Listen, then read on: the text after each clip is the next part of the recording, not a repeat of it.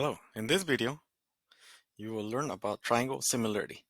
We will be using ratios and proportions and algebra to find the measures of missing side lengths or parts of right triangles.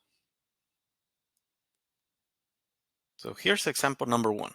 In example number one, we have a triangle that has two triangles inside. As you can see, we have this triangle, this big triangle, and the big triangle has a medium-sized triangle inside, and it also has a small triangle inside. We are going to separate those three triangles in order to make it a little bit easier to see. So here's the large triangle. Here's the medium-sized triangle. And here's the small triangle. Let me label them using the colors that I used to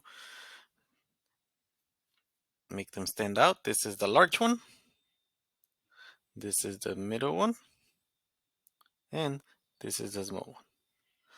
And we know that all three of them have a 90-degree angle, as you can see in the picture. So they're all right triangles, otherwise we cannot do the method that we are about to do. And now I need to erase some of the markings on the original triangle so that you can see things more clearly. If we look at the large triangle, we do not know this part. That's the shortest side of the triangle. That would belong to this side right here. We don't have that one, so we are going to leave it blank. We do not know the base either, so the base will remain blank.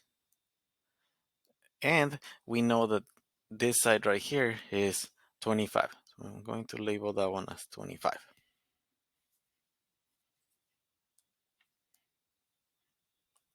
Now, let's look at the medium triangle. For the medium triangle, we know that this side is x. If you look at the triangle carefully, this is the smallest side.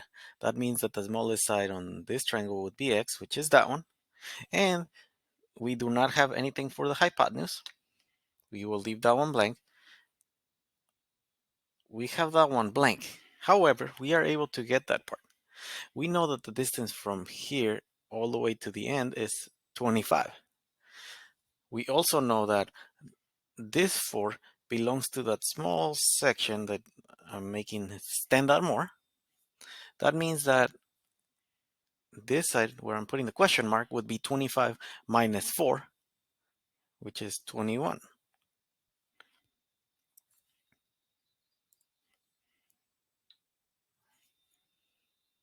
Now we will be doing finding the measurements for the smaller triangle.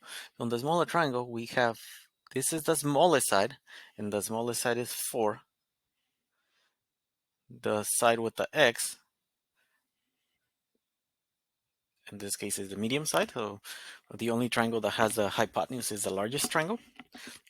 Now that we were able to transfer all the measurements from the original triangle to the three triangles that we drew at the bottom, we need to determine which ones we are going to be using to set up the ratio for each triangle and a proportion for the problem.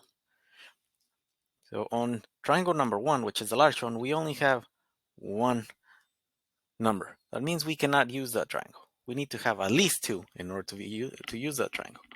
On the middle one, we have the x and the 21. We have 2 of them. That means we will be using that one. And for the last one, we have the 4 and the x, which means we will be also using that one. We will be using the medium and the small one. So now let's start by setting up the proportions. We're going to set up the proportion of the smallest side over the smallest side. That's going to give us one ratio. And we will also use the ratio of the longer side over the longer side.